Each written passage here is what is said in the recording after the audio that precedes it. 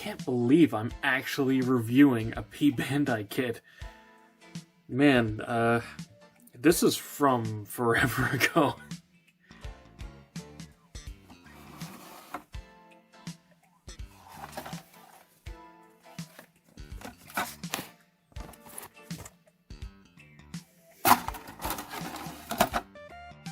Hello and welcome back to another Gunpla review. Today we're taking a look at the P-Bandai Gundam Engage from the HGUC Engage Mobile Game.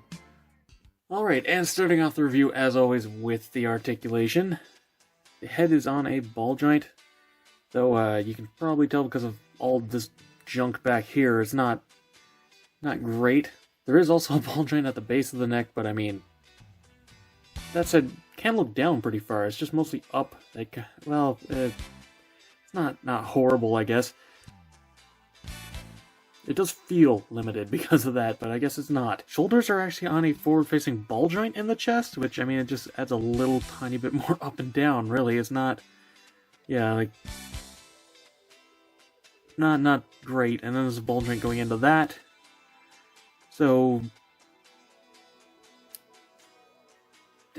good enough. Like, that's acceptable articulation range. Thankfully, this panel gets out of the way, so you can get 90 degrees out to the side. Terrified of damaging the elbow doing this, just because of how thin it is, but there is a bicep swivel, and it's kind of tight on this. There's a double-jointed elbow for, what's that, like 120 degrees, I guess? It's not a full bend, but it's good enough. And the hands, as always, on the ball joint. The waist is pretty much a hinge. It's a ball joint in here, but there's no clearance for any sort of side-to-side movement, so it's literally just a slight ab crunch. It's also a ball joint down here, but it's a little bit tight, so it's mostly just a swivel with a little bit of wiggle to it. Front skirts are ball jointed. They come connected. I just separated them. They're a little bit fiddly when you separate them, but it helps. Honestly, they're so small they don't really get in the way either way, but yeah. The side, back, this chunk, booster wing, I guess, there's a hinge and then a ball joint, and it is the tiniest piece in the world. Honestly, it doesn't really add much to the range anyway. It's supposed to tab in here, but it doesn't really. It just sort of sits there. And a little bit of a miss on that. Then it's got the, I guess I like calling this master grade style, but honestly they're so friggin' tight. Ugh. And aside from that, the actual hip itself is just a usual universal joint, you know, swivel, hinge, swivel.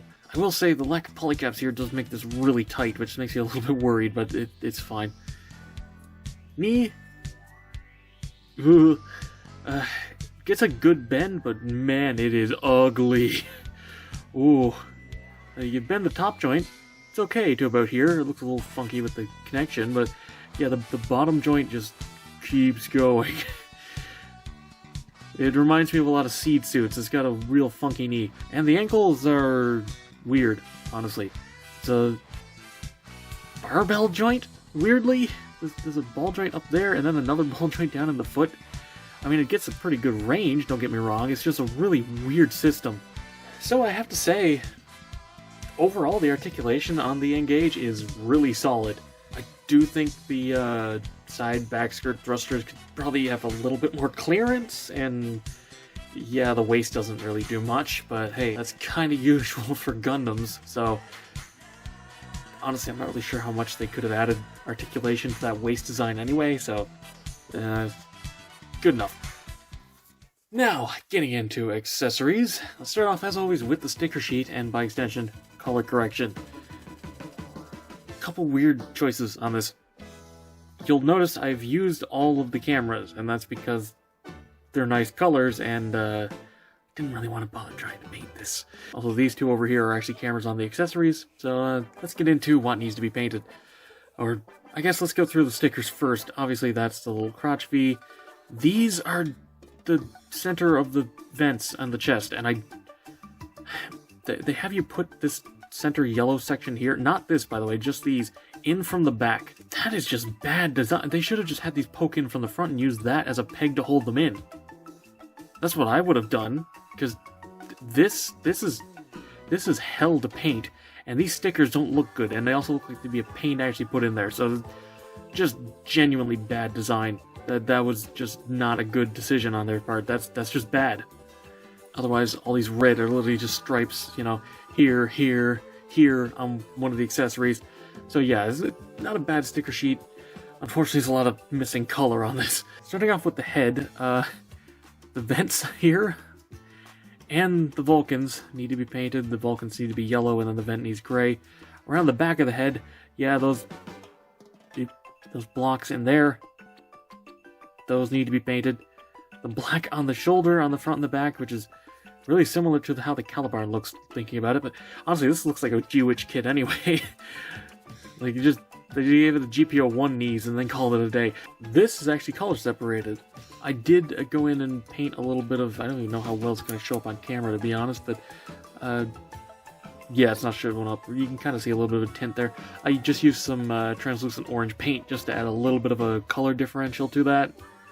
Can't really tell it when it's not opened up, and when it does, it looks like it's just venting heat, so it works. Like I said, the red stripe here, black in these vents, and oh yeah, the gray on the bottom of the feet too.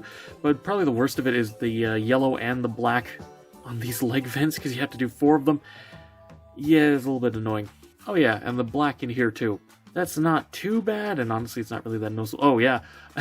I completely forgot about that. These little vents here are black, and this isn't as necessary, but it does make it look better. If you paint the inner sections in between these gaps, which is on the line art as black, it just makes it a little bit more accurate. That's not super necessary, but I did it, and yeah, it looks like it's straight out of the line art now. There is some other paint, but it's in the accessories, so let's start with the accessories now.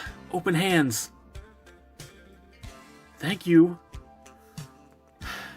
You do also get 2 holding hands and a dedicated trigger finger hand for the beam rifle. There's the other sticker, by the way, and the other one I was talking about is the one on the backpack. Thankfully, no other color correction on this, but yeah, very, very basic, by the way. That's like no articulation or anything. This is not a secondary handle. Literally 3 pieces for the whole thing. You do also get the beam sabers here on the shoulder. Not the tightest connection in the world. This does just come with the completely normal beam saber effects that they've been using for years now. And these are, honestly, they're not that comically long compared to other beam sabers. They just look really silly because they sit so high on the shoulders. And yeah, this actually sits really securely in that hand. Finally, for the main accessories, we do get a shield, and yeah, the inside of this is the same plastic as the blue. I've checked, it is supposed to be gray, so yeah, paint that. Though thankfully it is a separate piece, so you can just, you know, paint it all in one go or airbrush it, whatever. The tabs that stick through, I just painted black because I couldn't be bothered. You could just leave those white, honestly. I don't really think it would matter, but yeah, this actually pegs on to the back of the arms, which I'm pretty sure is how the GPO-1 does it too, actually, but let's get that on. And yeah, ball joints. 2 ball joints. You can attach it to the back of the arm or the side. I always go with the side because I think the back looks dumb, but it is an option. And doesn't bang against anything, really. A little bit on the shoulder, but that's fine. Looks good, honestly. Now there is one other accessory, real accessory, and that is the booster frame? Look, I haven't played Engage. I don't know what this is called, and the instructions doesn't tell me either. These red stripes are actually given to you with stickers. Having to paint this is not, though. Yeah, it's a little tiny. It's not really showing up on camera that much, but it is still a little bit spotty, but man, that was, yeah, that wasn't fun. Also, I'm actually pretty sure that the inside of this is just supposed to be all red, but I went with the gray center because I think it looks better. And of course, because Bandai likes to be special, this uses a proprietary backpack connection of a little square peg. Put on this massive backpack, and it falls over immediately, because, yeah, the weight is now 75% this way. Thankfully, they were nice enough to give you a little one-piece stand. These are just molded together with no separate runner. Literally 4 pieces, and they give you a little adapter too. Stick this up in there. And now it's flying. Or I guess floating in space. Nice of you to include the cheapest possible stand, Bandai. Really appreciate it. And as for a quick size comparison, the Engage is pretty much average height for a Gundam. I mean, it's maybe a little bit taller, but not by much. So, to wrap this review up, for my, well, second P-Bandai kit, I did get Vifom in the same order. It's fine. I'm not blown away by it or anything, but I'm okay with it. It's solid. It's not any better than normal retail aside from giving us extra hands. Arguably, the color separation is worse, and some of the design decisions with the actual engineering is kind of dumb, but I'm happy to have it on my shelf at least. Would I have bought this myself? No, but again, I don't really care about Engage.